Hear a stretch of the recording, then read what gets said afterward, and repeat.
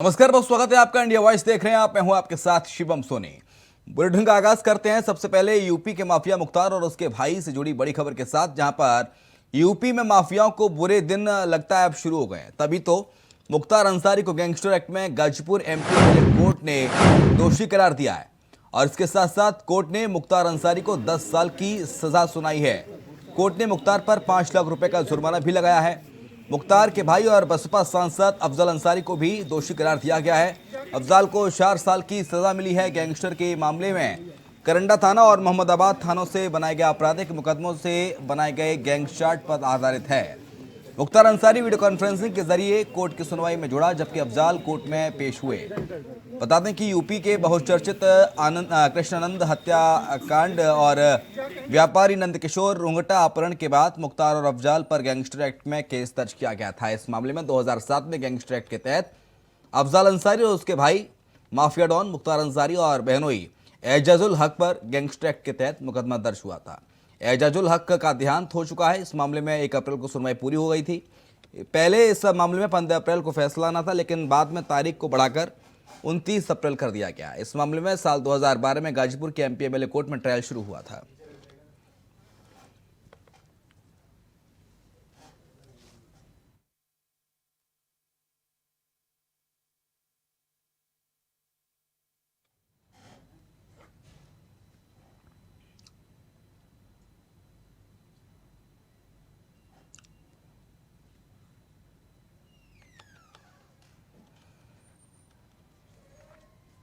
चलिए अब आपको बताते हैं कि मुख्तार की क्राइम डायरी के बारे में क्या है ये पूरा मामला। मुख्तार बंधु दोषी करार दिए गए हैं। मुख्तार बंधु दोषी करार दिया गया है और मुख्तार को 10 साल की सजा हुई है।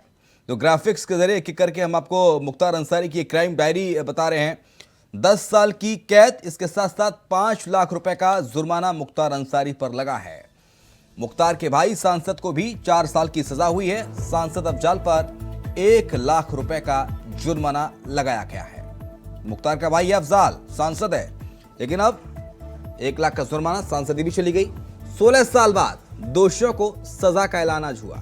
16 साल का लंबा इंतजार करना पड़ा पीड़ितों को। गाजीपुर की एमपी एमएलए कोर्ट ने सुनवाई की है और इस पूरे मामले में एमपी एमएलए कोर्ट ने ही सजा का ऐलान किया। मुख्तार अंसारी के भाई अफजल और बहनोई एजाजुल पर गैंगस्टर एक्ट लगा था।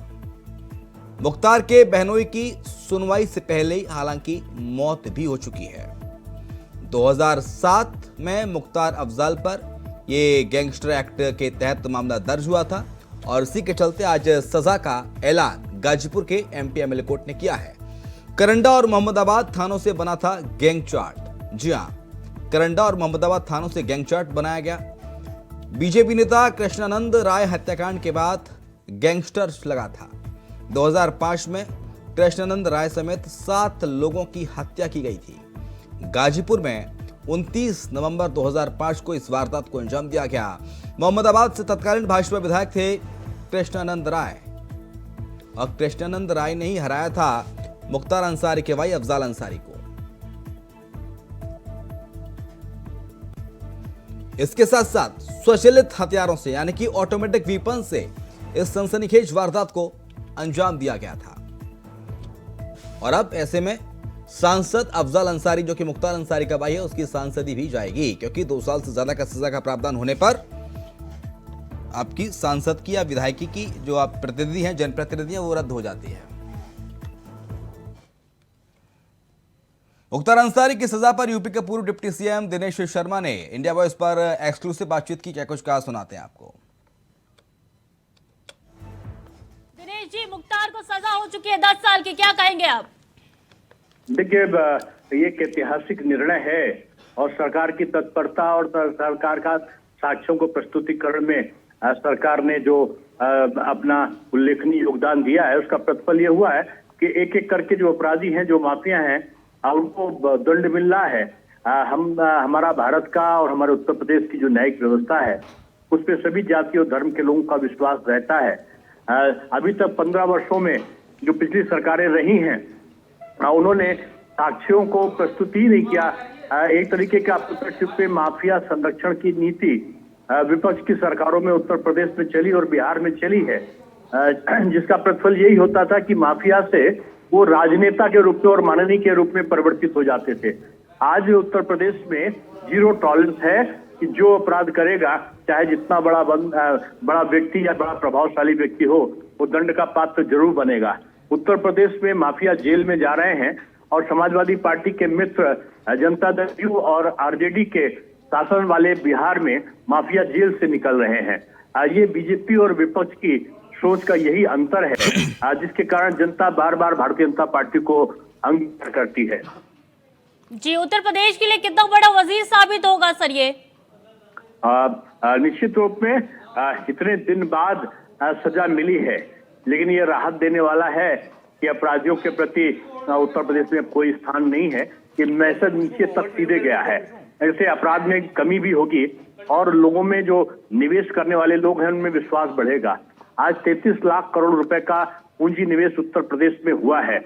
वो इस बात का संकेत है कि योगी जी के नेतृत्व में जो एक कठोर कार्रवाई की नीति है माफियाओं के विरुद्ध, उसका प्रतिफल निकलना शुरू हो गया है और उत्तर प्रदेश में एक ऐसा राज्य आया है जिसमें उद्योगपति बढ़ चढ़कर अपना उद्योग लगाना चाहते हैं। दिनेश जी, जैसे हमने देखा 2005 में राजूपाल की हत्या हुई थी, अतीक अहमद के गुर्गों के द्वारा राजूपाल की हत्या की गई, ठीक उसी तर्ज पर बीजेपी विधायक कृष्णनंद राय की हत्या हुई। यानी कि अतीक अहमद और मुख्तार अंसारी दोनों ने इस घटनाक्रम को अलग अलग एक ही सन में 2005 में अंजाम दिया। एक ही तरह से दोनों वाकया घटे।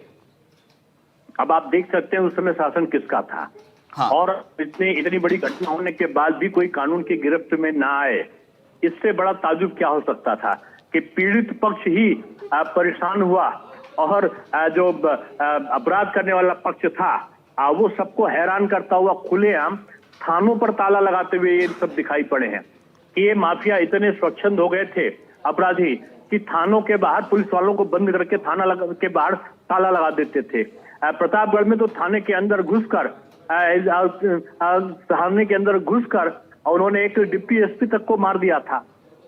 तमाम प्रकार की ऐसी घटनाएं मिलती हैं कि जिसमें पुलिस वाले भी माफियाओं से डरते थे ऐसी सरकारों में।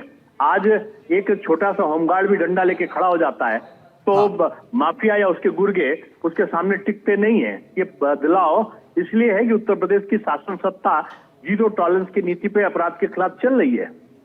दिनेश जी, 2017 से पहले कहा जाता था कि इन माफिया ब्रदर्स का कोई कुछ नहीं कर सकता, लेकिन हमने देखा 2017 के बाद जैसे ही सूबे में योगी आदित्यनाथ की सरकार बनती है तो कानून व्यवस्था को लेकर जो वहां के उत्तर प्रदेश की जो आवाम की जो विचारधारा है वो बदली है। हमने देखा कि अतीक अहमद को की बेल के लिए काफी सारे जज बेल नहीं दे पाए, यानी कि खुद को सुनवाई से अलग कर लिया था। इतनी दहशतगर्दी थी उस वक्त उत्तर प्रदेश में।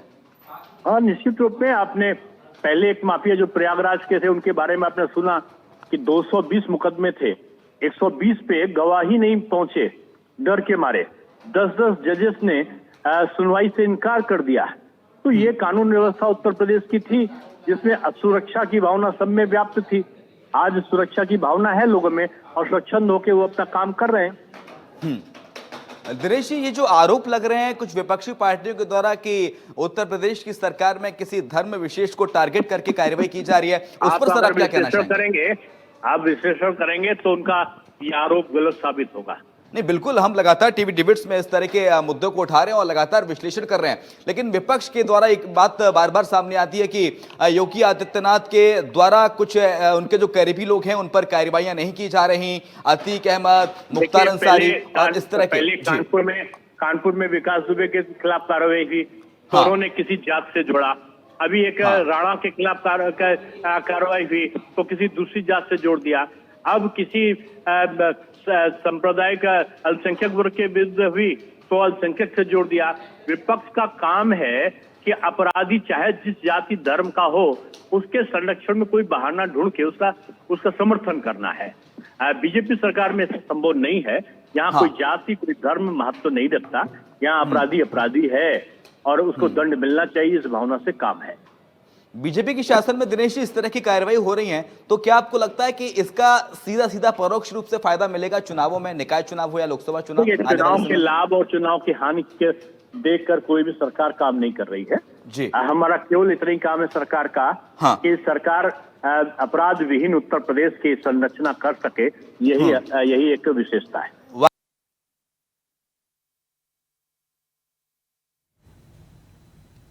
के बाद आपका स्वागत है। गैंगस्टर अतीक अहमद और अशरफ की पुलिस कस्टडी में हत्या भले ही हो गई हो, लेकिन विवादों से माफिया का पीछा नहीं छूट रहा है। अभी तक अतीक पर अपहरण, मारपीट, जमीन पर अवैध कब्जा, हत्या, अवैध हथियार रखने के आरोप लगते थे, लेकिन हनुमानगढ़ी अयोध्या के महंत राजू दास ने उस पर धर्म परिवर्तन का नया आरोप लगाया है। धर्मांतरण का खेल, जिस प्रकार से वह आईएसआई से मिलकर असलहे की तस्करी के साथ, नोटों के व्यापार के साथ, मौत की सौदागरी के साथ, लूट, हत्या, बलात्कार के साथ साथ वह धर्मांतरण का भी खेल खेलता था। तो चलिए बात करते हैं एक दिलचस्प बयान की। बयान है सपा के दिग्गज रहे आजम खान का। जनाब इन दिनों उत्तर प्रदेश में निकाय चुनाव और उपचुनाव के लिए प्रचार अभियान में जुटे हैं, दिन रात एक कर रहे हैं, मगर प्रचार के दौरान उनका एक बयान काफी सुर्खियां बटोर रहा है। बयान यह है कि क्या चाहते तो मुझसे, मेरे बेटे और मेरी बीबी से कोई इतना ही बचा है कि कोई आए कनपट्टी पर गोली मार के चला जाए। सुनिए आप। मेरे बच्चों से, मेरी बीवी से, मेरे चाहने वालों से क्या चाहते हो? चाहते हो कोई आए और कनपट्टी पर गोली चला कर चला जाए? बस इतना ही तो रह गया है। बचा लो आज भी, निजामी हिंद को बचा लो, कानून को बचा लो। कुछ नहीं देना है आपको, सिर्फ अपने आप को हौसला देना है। जहां रोके जाओ वहीं बैठ जाओ, आगे बढ़ेंगे, वापस नहीं जाएंगे। वोट डालेंगे, ये हमारा पैदाइशी हक है और इस हक को हमारे 2 बार छीना गया है। अगर तीसरी बार छीना गया तो जान लेना, शायद सांस लेने का हक भी बाकी नहीं रह पाएगा। उधर मध्य प्रदेश के छतरपुर के सिविल लाइन थाना क्षेत्र अंतर्गत प्रॉपर्टी डीलर अंशुल मिश्रा ने जमीन के मामले को लेकर पुलिस अधीक्षक को ज्ञापन सौंपा और कार्रवाई की मांग की है। बता दें कि अंशुल मिश्रा जमीन बेचने और खरीदने के काम करते हैं। पिछले दिनों उन्होंने यूनिस खान नाम के युवक से जमीन की डील की थी। अंशुल मिश्रा का कहना है कि यूनिस खान ने छवि को खराब करने के उद्देश्य से षड्यंत्र रचते हुए उनके खिलाफ झूठी एफआईआर, झूठी शिकायत दर्ज कराई, जिसको लेकर उनसे पुलिस अधीक्षक को ज्ञापन देकर निष्पक्ष जांच की मांग की गई है।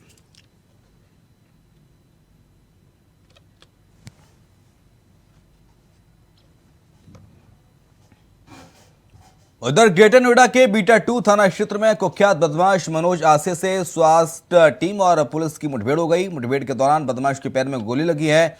मनोज पर 1 लाख रुपए का नाम घोषित था और ये यूपी पुलिस की तरफ से जारी की गई 65 बदमाशों की लिस्ट में शामिल था। डीसीपी साद मियां खान ने बताया कि ईस्टर्न पेरिफेरल एक्सप्रेसवे पर चेकिंग की जा रही थी और उसी दौरान पुलिस ने एक ब्रेजा कार से 2 बदमाशों समेत अवैध असला के साथ 2 बदमाशों को पकड़ा था। उन्हीं लोगों ने बताया कि थार गाड़ी में मनोज आसे अपने अन्य साथी जीतू के साथ ग्रेटर नोएडा में आया हुआ है।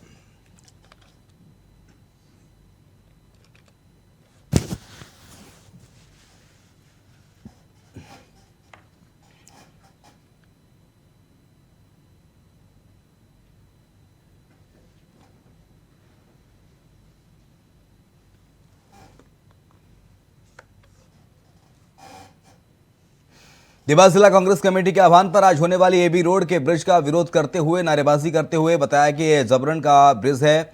बीजेपी इसका जबरन श्रेय लेने जा रही है, जबकि ये ब्रिज कांग्रेस की सौगात है। उसी का विरोध कर रहे कांग्रेसियों को पुलिस ने गिरफ्तार किया।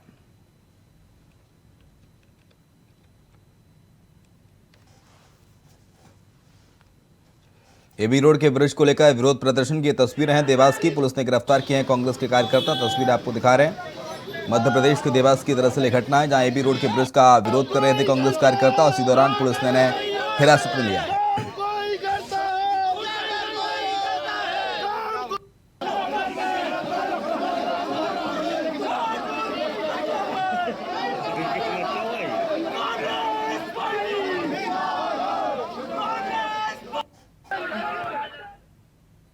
अब बात कर लेते हैं अमरोहा की, जहां पर बसपा प्रत्याशी के कार्यालय में आचार संहिता की धज्जियां उड़ाने का मामला सामने आया है। वोटर्स को लुभाने के लिए समोसे और कोल्ड ड्रिंक बांटने की कोशिश की गई, लेकिन इसको लेकर भी कार्यालय में भगदड़ मच गई, जिसका वीडियो सोशल मीडिया पर वायरल हो रहा है। जानकारी के मुताबिक ये पूरा मामला बशरायु थाना नगर पालिका के बसपा प्रत्याशी नौशाद का है।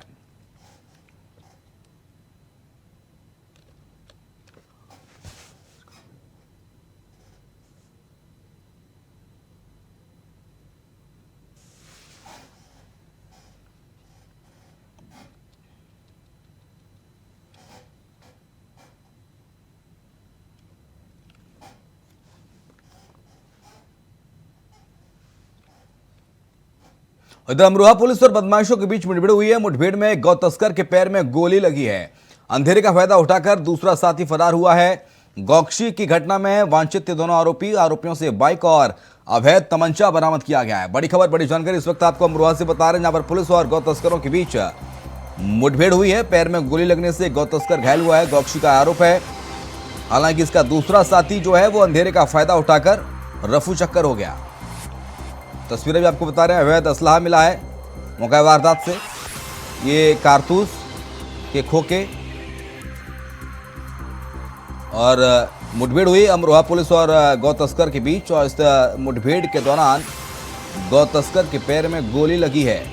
फिलहाल जिसे अस्पताल ले जाया गया, लेकिन गौ तस्कर का जो दूसरा साथी था वो भागने में कामयाब हो गया।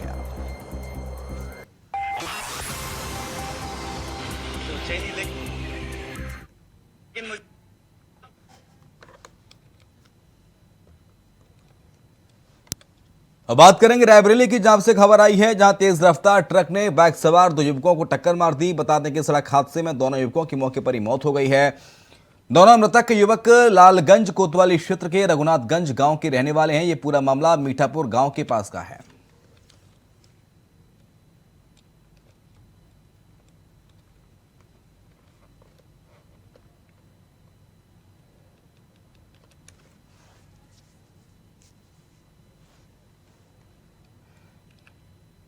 और इधर अलीगढ़ में मामूली विवाद को लेकर 2 शराबी युवकों में जमकर मारपीट हुई है। मारपीट का लाइव वीडियो सोशल मीडिया पर वायरल हो रहा है, जिसमें एक युवक के गले से खून निकल रहा है, दूसरा युवक मारपीट करता नजर आ रहा है। इस दौरान मौके पर खड़ी भीड़ तमाशबीन रही। इसको लेकर स्थानीय लोगों का कहना है कि ये लोग नशे की हालत में आए दिन मारपीट करते रहते हैं। आपको बता दें कि मामले को लेकर किसी भी तरह की कोई शिकायत दर्ज नहीं की गई।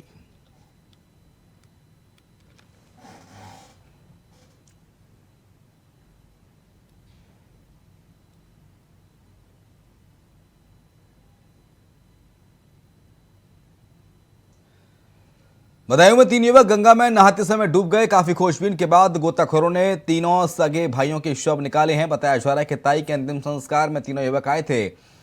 परिवार का रो रो कर बुरा हाल है। पुलिस तीनों के शवों को पोस्टमार्टम के लिए भेज दिया गया है पुलिस के द्वारा।